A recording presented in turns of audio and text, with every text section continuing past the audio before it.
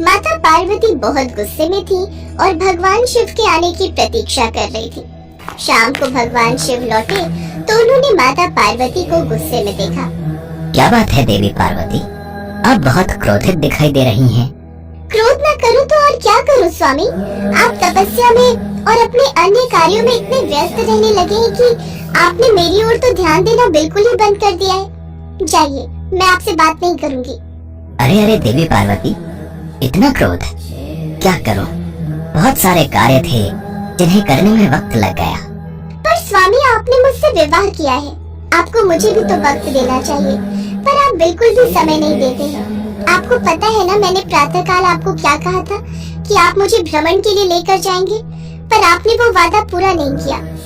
आज नहीं, पिछले कई दिनों से मैं आपको ये बात कह रही हूँ कि मुझे भ्रमण पर जाना है। अच्छा ठीक है, कल तो मुझे बहुत जरूरी कार्य खत्म करने, उसके पश्चात चलते हैं। अच्छा कुछ बनाया है?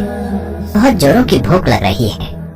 मुझे पता था बात घुमा फिरा कर कल और परसों पर ही आ जाएगी। मैं तो बस चूल्हा चौका ही निपटाती रह जाऊंगी, आप मुझे कहीं घुमाने नहीं ले जाओगे, ये बात मैं अच्छे से जानती हूँ। अब मैं कुछ नहीं बना रही खाने पीने का, मैं मायके जा रही हूँ। अपने आप बनाओ और खाओ। जब आप मेरी परवाह नहीं करते तो मैं क्यों आपकी परवाह करूँ? गणेश और कार्तिकेय का भी भोजन बना देना, आखिर पता तो चले आपको मेरी कितनी कमी महसूस होती है। क्या तुम मायके जा रही हो? अरे पार्वती, ऐसा मत करो, तुम जानती हो तुम्हारे बिना मैं अधूरा हूँ। मैं ये सब चूल्हा चौका, घर गृहस्थी कैसे संभालूंगा? ये सब मेरे बस की बात नहीं है। अरे पार्वती सुनो तो, अच्छा हम चलेंगे घूमने, अब ऐसे रूठ कर मत जाओ। नहीं, मैं जा रही हूँ, अब मैं कुछ दिनों बाद ही लौटूंगी। माता पार्वती पूरी तरह से रूठ चुकी थी।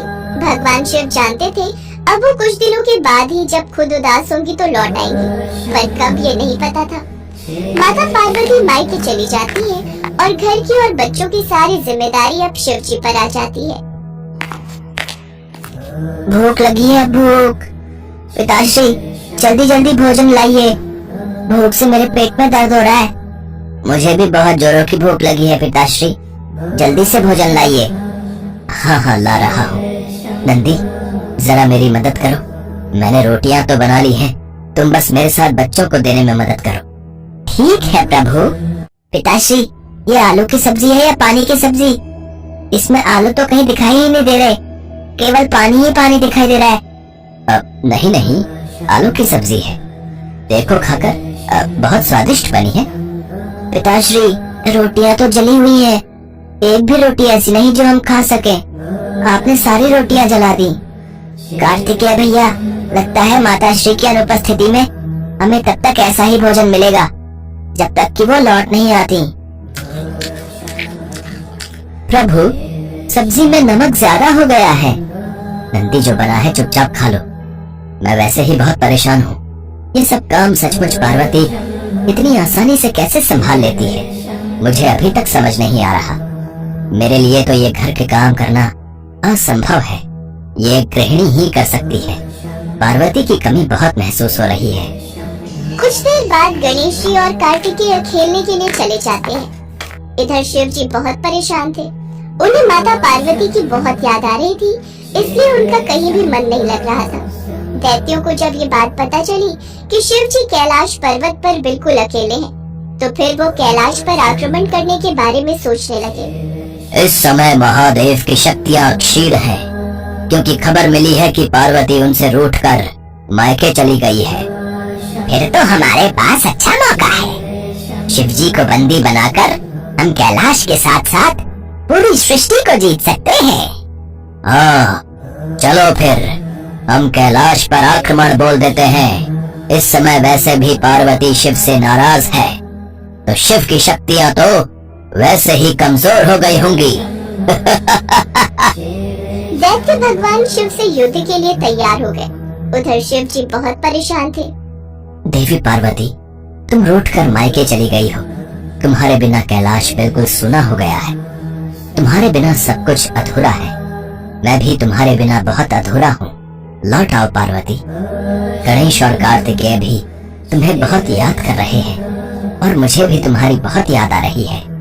गणेश और कार्तिकेय हनुमान के घर से खेल कर आएंगे तो उन्हें भूख लगेगी। उनके लिए कुछ खाने का बना लेता हूँ। शिव जी बच्चों के लिए भोजन बनाने लगे। दैत्य सब कुछ देख रहे थे।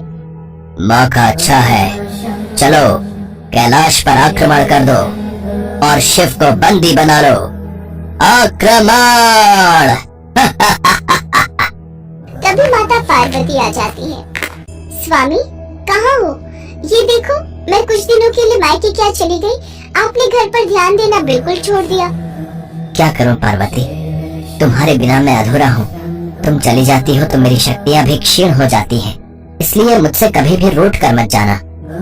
स्वामी अब मैं रूठ कर कभी भी मायके नहीं जाऊंगी। मुझे पता है ये दैत्य इसी प्रतीक्षा में रहते हैं कि कब शिव और शक्ति अलग हो और ये कैलाश पर हमला करे। इनका कोई भरोसा नहीं। मेरे पीछे से ये मेरा इतना सुंदर घर तोड़ फोड़ देंगे। स्वामी चलिए, आज हम इन्हें सबक सिखाई देते हैं। भागो भागो, नहीं तो ये हम सबको मार देंगे। भगवान शिव और माता पार्वती को एक साथ देखकर दैत्य घबरा गए और वापस दैत्य लोग भाग गए। माता पार्वती जोर से हंसी। उन्हें हंसता देखकर भगवान शिव भी हंसने लगे। नंदी सहित समस्त शिवगण भी माता पार्वती को वापस लौटा देखकर बहुत खुश थे। गणेश जी और कार्तिकेय जी भी लौट आए थे। माता पार्वती को देखकर वे भी बहुत खुश हुए। एक बार फिर से पूरा कैलाश खुशियों से झूमने लगा। पुराणों में प्रचलित कथा के अनुसार एक बार भगवान शिव और देवी पार्वती घूमते हुए काशी चले गए। वहाँ भगवान शिव अपना मुंह पूर्व दिशा की ओर करके बैठे थे। तभी पीछे से देवी पार्वती वहाँ आती हैं और अपने हाथों से भगवान शिव के नेत्रों को बंद कर देती हैं। उनके ऐसा करने से समस्त जगत में अंधकार छा जाता है। जगत को बचाने के लिए भगवान शिव अपनी तीसरी आंख खोल देते हैं। उनकी तीसरी आंख खुलने पर जगत में फिर से रोशनी हो जाती है। भगवान शिव की तीसरी आंख जगत को तो अंधकार से बचा लेती है, परंतु उस तीसरी आंख की रोशनी से जो ताप उत्पन्न हुआ, उससे निकली पसीने की बूंदों से एक अंधे बालक का जन्म हुआ। उस बालक का मुख बहुत बड़ा और भयानक था।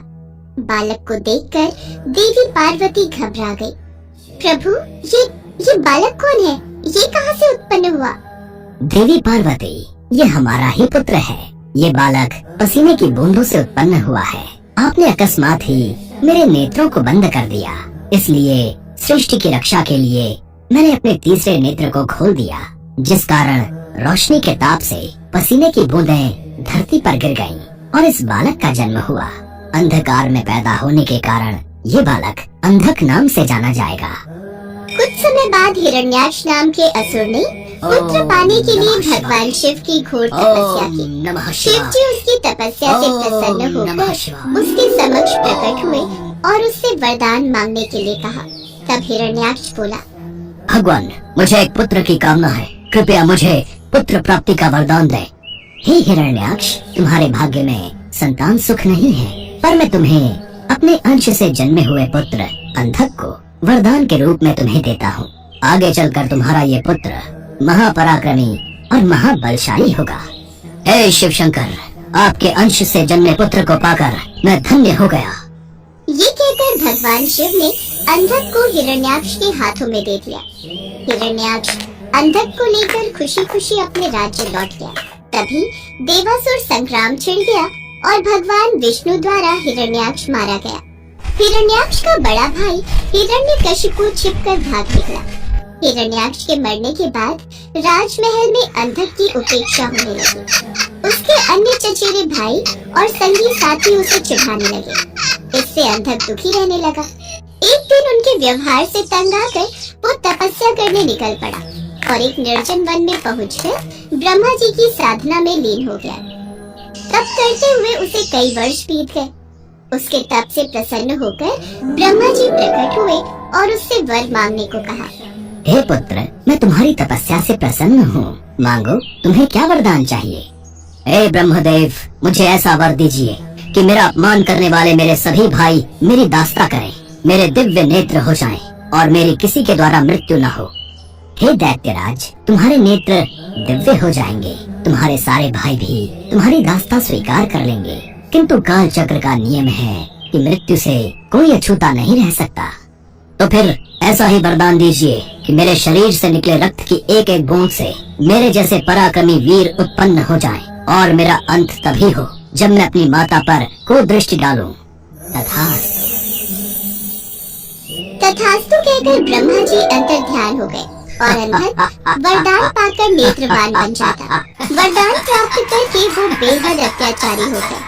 उसके अत्याचारों से नाग, यक्ष तथा देव गंधर्व सभी दुखी रहने लगे।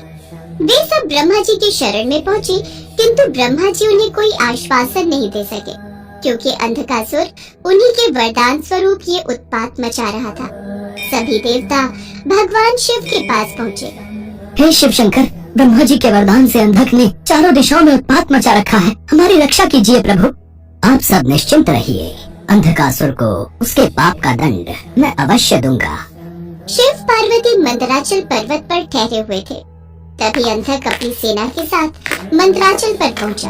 पर्वत की सुरम्यता देखकर वो खुश होने लगा। कितना सुंदर स्थान है, क्यों न यहाँ अपने लिए एक स्थायी नगर का निर्माण करा दिया जाए। सेवक जाओ और कोई उचित स्थान तलाश करो जहाँ हमारे लिए एक शानदार महल बन सके। जो आज्ञा महाराज।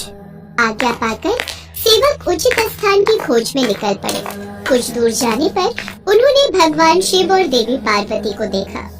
वाह, क्या सुंदरी है, लेकिन ये इस तपस्वी के पास क्या कर रही है?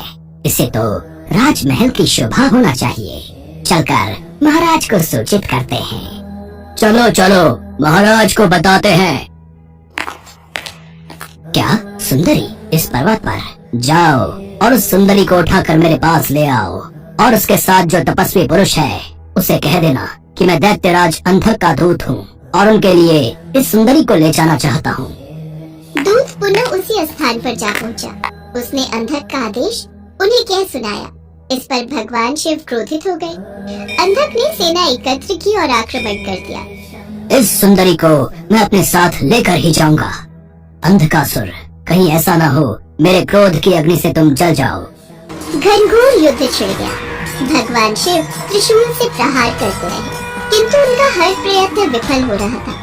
जैसे ही अंधक का कोई अंग घायल होता, उससे रक्त निकलता और उस रक्त से उस जैसे ही अनेक दैत्य पैदा हो जाते थे। उधर शुक्राचार्य अपनी संजीवनी विद्या के बल पर मरे हुए दैत्यों को पुनः जीवित कर देते थे। ये सब शुक्राचार्य के कारण हो रहा है। नंदी आदि गढ़ जाओ और शुक्राचार्य को बांध कर यहाँ ले आओ, ताकि वे दैत्यों को पुनः जीवित न कर सके। जो आज्ञा प्रभु। कुछ समय पश्चात सभी शिवगण शुक्राचार्य को बांध कर ले आए और उन्हें शिव के सम्मुख खड़ा कर दिया। शिव जी ने शुक्राचार्य को अपने उदर में ले लिया और अंधक को त्रिशूल के ऊपर टांग दिया। वो त्रिशूल पर टंगा टंगा ही शिव का जाप करता हुआ अपनी भूल का प्रायश्चित करने लगा। अंधकासुर जान चुका था कि माता पार्वती उसकी माता है। भगवान, मुझे क्षमा करें, मुझसे बहुत बड़ा अपराध हो गया था। मैंने माता पार्वती पर कुदृष्टि डाली। माते, मुझे क्षमा कर दीजिए। अब से मैं आपकी सेवा में रहूंगा और कभी भी अपने अंदर दैत्य भाव को जागृत न होने दूंगा, न ही देव विरोधी कार्य करूंगा। प्रभु, मैं चाहता हूँ कि मुझे दिव्य दृष्टि प्राप्त हो जाए। आज से मैं हर समय आपकी सेवा में दास की तरह उपस्थित रहूं। मेरे समस्त विकार धुल जाएं। प्रभु, अंधक को क्षमा कर दीजिए, क्योंकि जब ये उत्पन्न हुआ था उस समय अंधकार था। उसी अंधकार की भांति इसका मन भी अंधकारवश ऐसा हो गया। अब पश्चाताप के आंसुओं से इसका मन स्वच्छ और निर्मल हो गया है। देवी पार्वती, अंधकासुर की भांति गुरु शुक्राचार्य भी मेरे उदर में क्षमा याचना कर रहे हैं।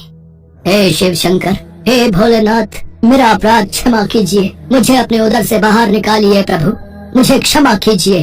ओम नमः शिवाय, ओम नमः शिवाय, ओम नमः शिवाय। अंधकासुर और गुरु शुक्राचार्य की विनती करने पर भगवान भोलेनाथ उन दोनों को क्षमा कर देते हैं। गुरु शुक्राचार्य भगवान भोलेनाथ के उदर से बाहर आ जाते हैं।